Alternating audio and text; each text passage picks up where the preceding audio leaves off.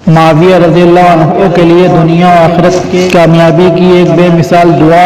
حضرت ابن عباس رضی اللہ عنہما سے روایت ہے کہ میں لڑکوں کے ساتھ کھیل رہا تھا کہ اچانک رسول اللہ صلی اللہ علیہ وسلم تشریف لے آئے۔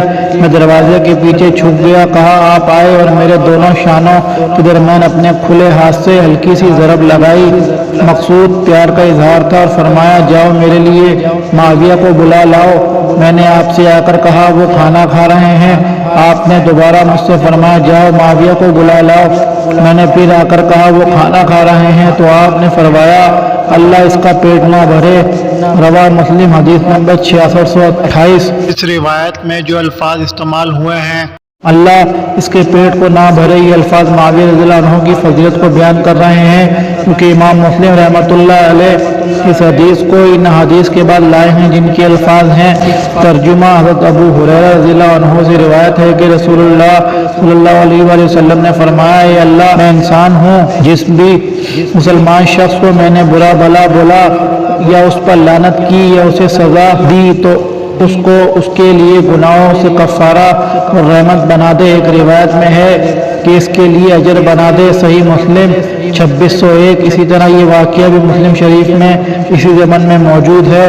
حضرت انس بن مالک رضی اللہ عنہ نے بیان کیا، حضرت ام سلیم رضی اللہ عنہا کے پاس ایک یتیم لڑکی تھی، اور یہی ام سلیم رضی اللہ عنہا ام انس بھی کہلاتی تھی۔ رسول اللہ صلی اللہ علیہ وسلم نے اس کو دیکھا تو فرمایا تو وہی لڑکی ہے، تو بڑی ہو گئی ہے، تیری عمر اس تیزی سے بڑی نہ ہو۔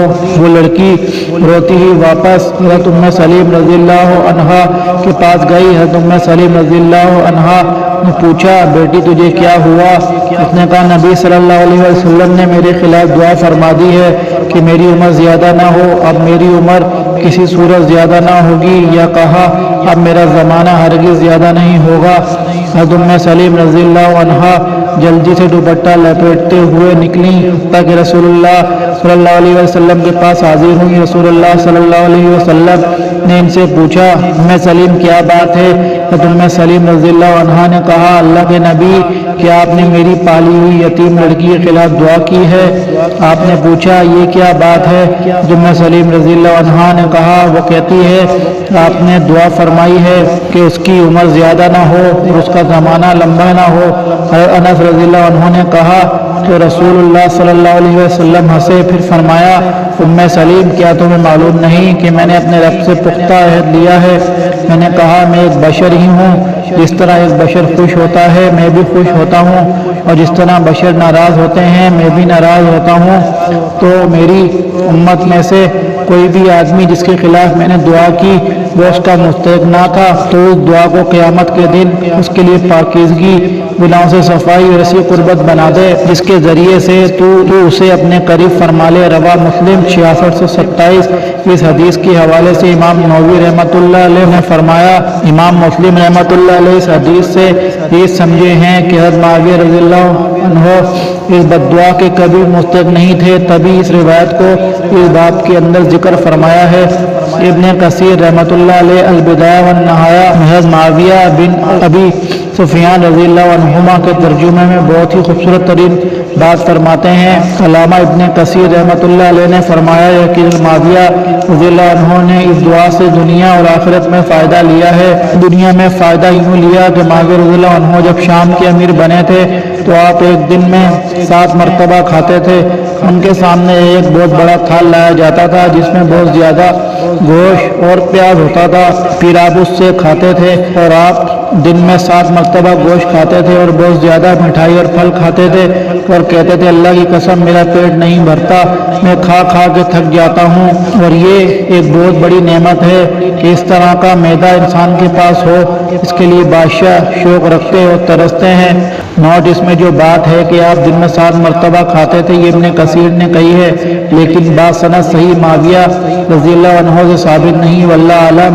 اسی طرح معاویہ رضی اللہ عنہ نے اس دعا سے اخروی فائدہ بھی حاصل کیا، چنانچہ ابن کثیر رحمۃ اللہ علیہ نے فرمایا یعنی آخرت میں فائدہ اس طرح لیا کہ امام مسلم رحمۃ اللہ علیہ نے اس حدیث کے بعد ذکر کیا ہے، جس کو بخاری وغیرہ نے بھی کئی اسناد سے کئی صحابہ کرام سے روایت کیا ہے، بے شک رسول اللہ صلی اللہ علیہ وسلم نے فرمایا، اے اللہ، میں ایک انسان ہوں جس کو بھی میں نے دنیا میں برا بھلا کہا ہے یا سزا دی ہے یا بددعا دی ہے اور وہ اس کا اہل نہیں ہے، تو اس بددعا کو اس کے لیے گناہ کا کفارہ بنا دے اور اس کو قیامت کے دن تیرے پاس قریب ہونے کا سبب بنا دینا۔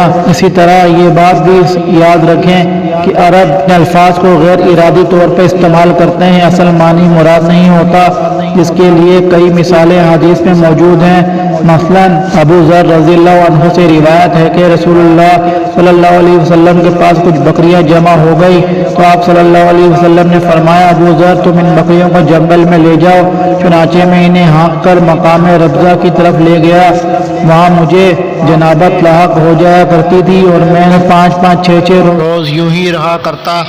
پھر میں نبی اکرم صلی اللہ علیہ وسلم کے پاس آیا، آپ نے فرمایا ابو ذر میں خاموش رہا تو آپ صلی اللہ علیہ وسلم نے فرمایا، تمہاری ماں تم پر روئے، ابو ذر تمہاری ماں کے لیے بربادی ہو۔ پھر آپ صلی اللہ علیہ وسلم نے میرے لیے ایک کالی لونڈی بلائی، وہ ایک بڑے پیالے میں پانی لے کر آئی، اس نے میرے لیے کپڑے کی آڑ کی اور دوسری طرف سے میں نے ان کی آڑ کی اور غسل کیا۔ غسل کر کے مجھے ایسا لگا کہ گویا کہ میں نے اپنے اوپر سے کوئی پہاڑ ہٹا دیا ہو۔ آپ صلی اللہ علیہ وسلم نے فرمایا، پاک مٹی مسلمانوں کے لیے وضو کے پانی کے حکم میں ہے، 10 برس تک پانی نہ پائے، جب تم پانی آ جاؤ تو اس کو اپنے بدن پر بہا لو، اس لیے کہ یہ بہتر ہے۔ رواہ ابو داؤد 332۔ اس روایت میں جو بددعا ہے وہ غیر ارادی طور پر ہے، اس طرح کی کئی ایک مثال کتب احادیث میں موجود ہے۔